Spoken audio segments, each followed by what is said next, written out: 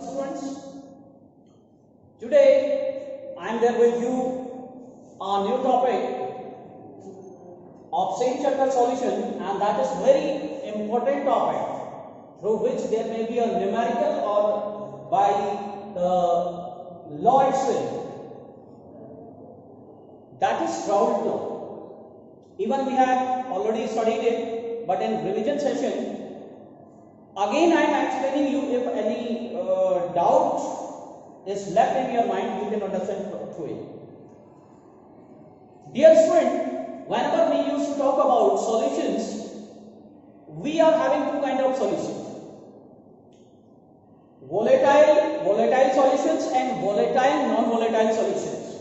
When I am using that term, it means solute and solvent, whether they both are volatile or out of them one is volatile. And whenever the term volatile is used, then there is the vapor pressure of that particular component. Volatile means those particular substance which turn into their vapor, and that vapor left its surface and hit to the walls of container and exert a pressure to the liquid, and that particular pressure is known as vapor pressure.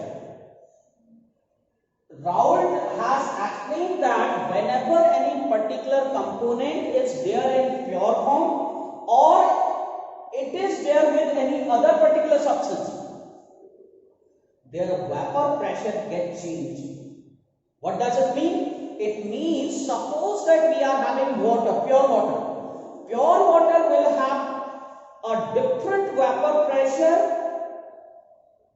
when it will be there with any other component. Means pure water will have different vapor pressure and its vapor pressure in any solution will be different. To explain that particular concept, Raoult has given his law. What he said that the vapor pressure of any particular component, vapor pressure of any particular component in solution is directly proportional to its mole fraction. Let in any solution there are two components, one is A and one is B, and both are volatile. According to Raoult, the vapor pressure of any particular component in its solution is directly proportional to its mole fraction, and you all knows whenever there will be a proportional sign, there will be a constant. Here there is the constant is P naught A x A. This is equation first. This was the partial vapor pressure of component A, and similarly the vapor pressure of another component B will also be directly proportional to its mole fraction,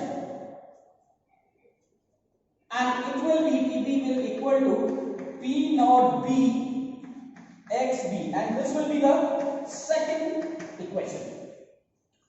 In class 11th, we have studied the Dalton's partial pressure law, in which Dalton said in any mixture of gases, the total pressure of the mixture of gas is sum of the partial pressure of each component. Similarly, in solution, we are talking about the vapor pressure, and in that particular solution, there are two components, one is PA and one is B.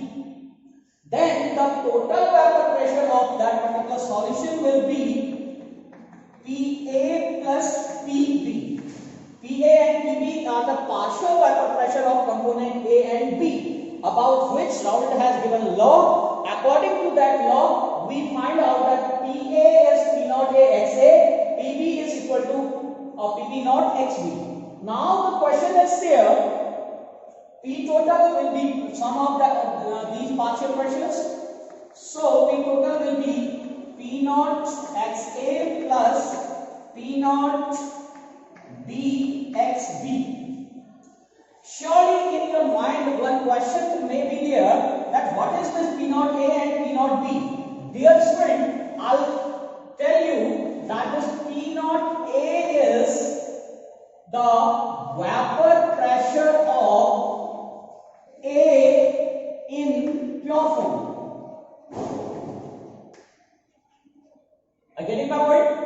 P naught A is the vapor pressure of component A in pure form. As I have given example of water. Water is having its specific vapor pressure when it is in pure form. That is P naught A. Similarly, you are having the second component alcohol. Just like we are having a mixture of alcohol and water. Water is A and alcohol is B. Then the P naught A is vapor pressure of that particular component in pure form, which will be given. Similarly, P naught B is the vapor pressure of B in pure form. Right? From here I got this formula. P total of any solution is equal to P naught A XA plus P naught B XB. XA and XB are the mole fraction of component A and component B. We all know that the sum of mole fraction of all the component in any mixture is 1. So here I can write XB equal to 1 minus XA. From there this formula can be P total means vapor pressure of solution is equal to P naught A XA plus P naught B 1 minus XA. We can also write it like this. Right? This was the law of Raoult for the solution containing volatile and volatile components. And the another law given by him, that is the solution containing volatile and non-volatile components, means solvent is volatile and the solute is non-volatile. Volatile versus non-volatile. We all know if we will have the solution of volatile and non-volatile, then what will happen? There will be the vapor pressure of only one component. Here I will have to discuss with you that always the vapor pressure of any component will be less in its solution as its vapor pressure is in pure form. Getting my point? Just like we are having water, suppose that its vapor pressure is 5.9, and when we will make its solution with any other component, then its vapor pressure will be less than 5.9. So what will be the vapor pressure in that condition of that particular solution? According to Raoult law, that the vapor pressure of solvent, means suppose that solvent is volatile and the solute is not volatile, will be directly proportional to mole fraction of that particular solvent.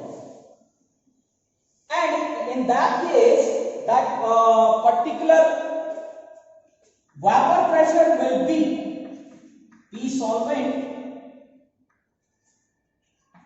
will equal to P naught B into XB. Here I can write this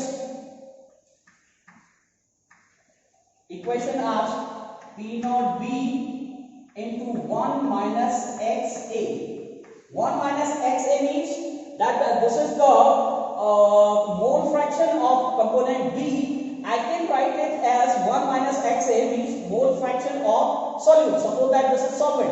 I can also write it solvent. So here I have written it as 1 minus mole fraction of solute. If I will open out it, P solvent equal to P naught B minus P naught B mole fraction of solute. From here it can be written as P solvent minus P naught B is P naught solvent equal to minus P naught B into mole fraction of solute. If I'll solve it, then it will be something P minus P naught upon P naught equal to mole fraction of solute. Here I have written this P solvent means in solution, P naught of solvent means in pure form. That's why I have written here P naught, and this P naught B means this is also of solvent. That's why as why it is solvent, because I told you this is the solution of volatile and non-volatile. Volatile is solvent and non-volatile is solute, right? That's why I have written here P solvent, because obviously the vapor pressure will be there of only the volatile substance solvent, whether it is solvent or solute. Accordingly we will shift it, right? From there I got this equation. So from here we can also say that a relative lowering in vapor pressure of any component will be equal to the mole fraction of its solute. Is mole fraction of the non-volatile substance. Right? This was the law for volatile and non-volatile. From this particular law, the numerical can be asked. Right? Okay. Today I explain you the Raoult law in both the facts, volatile and non-volatile. In next session we will discuss the numerical based on this law. Thank you.